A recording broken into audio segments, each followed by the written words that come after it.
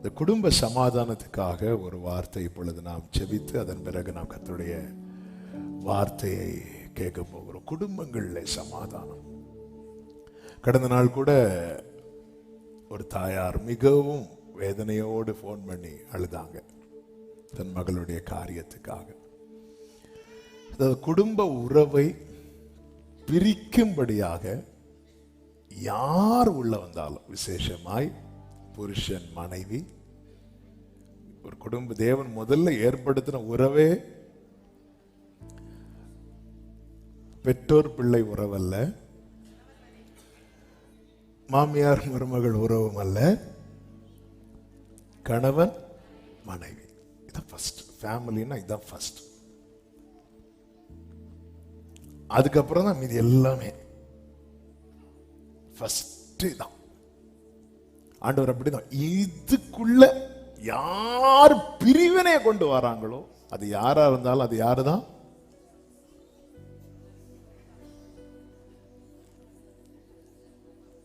யாரு? சத்தமா சொல்லுங்க. நான் என்ன காட்டினேன்? ஏன் கையை காட்டினேன்? அப்போ சர்ப்பம் அது தந்திரம் உள்ளது. நல்லதான் நல்லதான். அவங்க சொல்ல கரெக்ட் தானே, அவங்க சொல்ல கரெக்ட் தானே. கடந்த நாளில் ஒரு செய்தி கேள்விப்பட்டேன். என்ன, என் பையனுக்கு மனைவி வேண்டாங்கிறா பாஸ்டர். ஏன் வேண்டாங்கிறா? ஏன்னா சொந்தக்காரங்கள்ட்ட எல்லாம் ஒழுங்கா பேசலையா. என் பையன்ட்ட ஒழுங்கா பேசலன்னு சொன்னா கூட ஒரு நியாயம் இருக்கு. எனக்கு சொல்லக்கூடிய காரணங்கள்லாம் பார்த்தீங்கன்னா, சாத்தான் எப்படி வந்தான் பார்த்தீங்களா?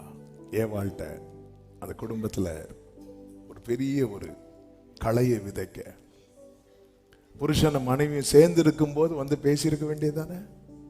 பேச மாட்டான். அப்படி இதான் பிரிவினையை கொண்டு வருகிற பிசாசின் தந்திரம். அவன் நல்லா தான் பேசினான் ஏவாள்கிட்ட. ஏவாளை கெடுத்தோ ஆதாம கெடுத்தோ அப்படி இல்லை.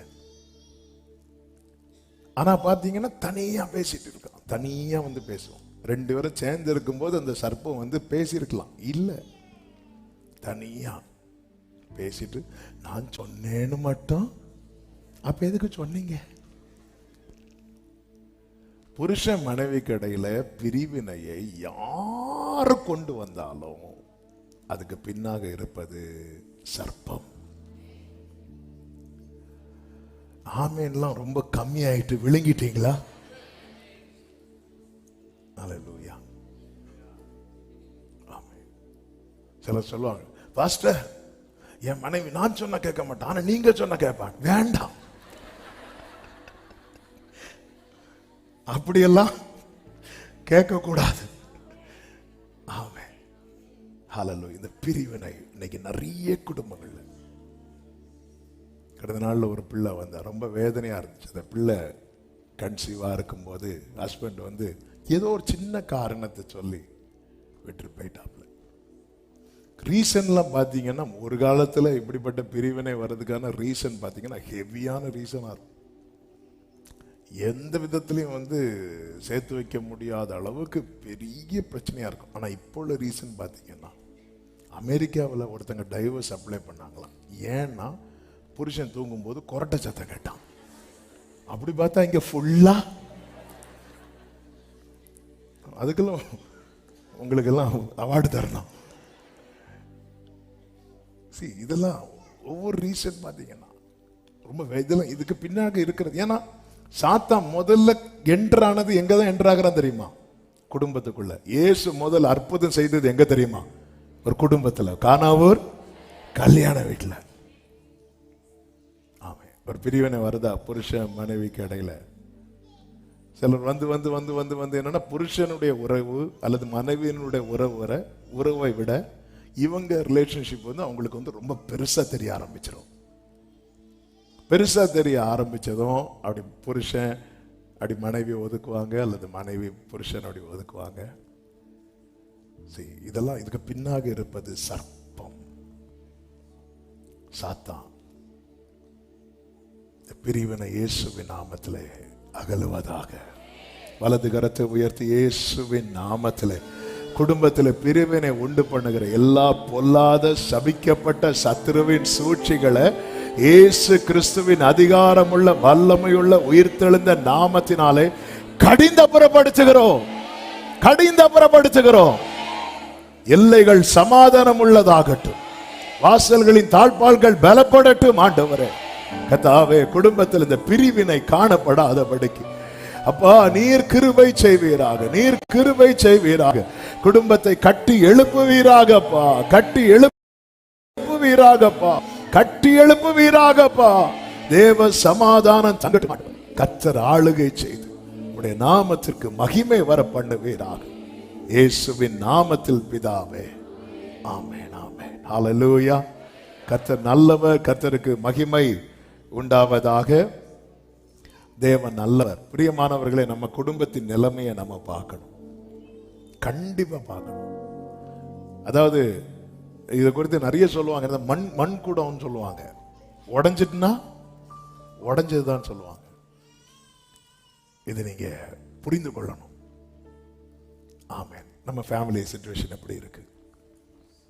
நம்ம புருஷனுக்கு கொடுக்கிற முக்கியத்துவத்தை விட வேற யாருக்காவது முக்கியத்துவம் கொடுக்கிறோமா? அல்லது மனைவிக்கு கொடுக்கிற முக்கியத்துவத்தை விட வேற யாருக்காவது முக்கியத்துவம் அப்படி கொடுக்கிறோம்னாலே சாத்தான் நம்மளை ட்ராக் மாத்துறான்.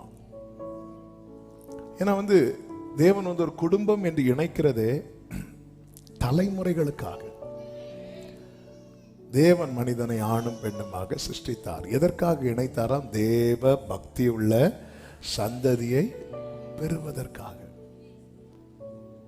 கொஞ்சம் பொறுத்துக்கோங்க, சரியாயிரும். ஏசி வரல, கொஞ்சம் அட்ஜஸ்ட். நானும் கஷ்டப்பட்டு தான் இருக்கிறேன். சரியாயிரும். என்ன சொன்ன? சரியாயிரும், சரியாயிரும். ஆமென். அப்போ பாருங்க, தலைமுறை தலைமுறை. ஆபிரகாம்கிட்ட ஆண்டவர் பேசும்போது இங்க பாரு, உன்னுடைய 4ஆம் தலைமுறை அப்படிங்கிறார். அவங்க அங்கிருந்து வருவாங்க, இங்கிருந்து வருவாங்க. அப்போ அவர் ஒரு அது ஒரு பெரிய ஓட்டம், அது பெரிய ஓட்டம். அப்ப இதற்கு இடையில பக்க வழியாய் வந்துட்டு போகிற அநேகர் உண்டு. வந்துட்டு போகிற புருஷன் மனைவி உடன்படிக்கைக்கு இடையில மட்டும்தான் சொல்லப்படுகிற ஒரு காரியம் உண்டு. வாழ்விலும் தாழ்விலும், இன்பத்திலும் துன்பத்திலும், மரணம் நம்மை பிரிக்கும் வரையிலும். சிலர்லாம் அப்படி சொல்லும் போது எப்பொழுது சாவா, என்ன செய்ய? என் தலையில என் அப்பா காலத்துல ஒருத்தங்க சாட்சி கிளம்புறாங்க. ஒரு வயசான பாட்டி. நான் டெய்லி அவ்வளோ கஷ்டப்படுறேன். அவங்களுக்கு பேர பிள்ளைகள் வந்த பிறகு அவங்க கம்ப்ளைண்ட் என்னன்னா, நல்லா சொன்னேன் எங்க வீட்டில், கட்டி வைக்காதீங்க, கட்டி வைக்காதீங்க.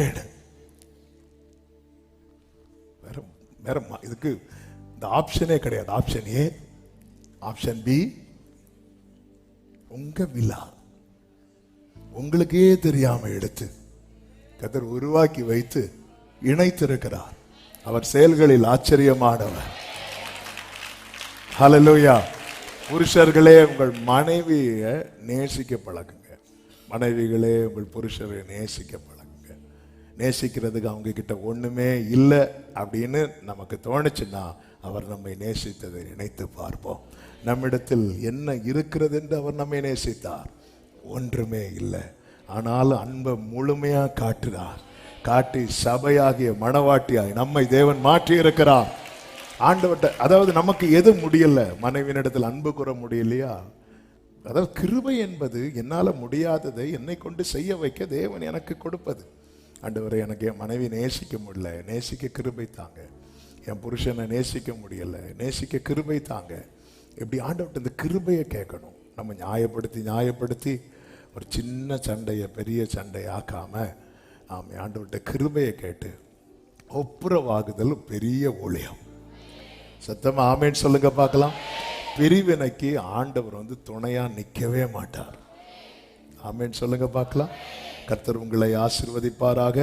கர்த்தருடைய நாமத்திற்கு மகிமை உண்டாவதாக.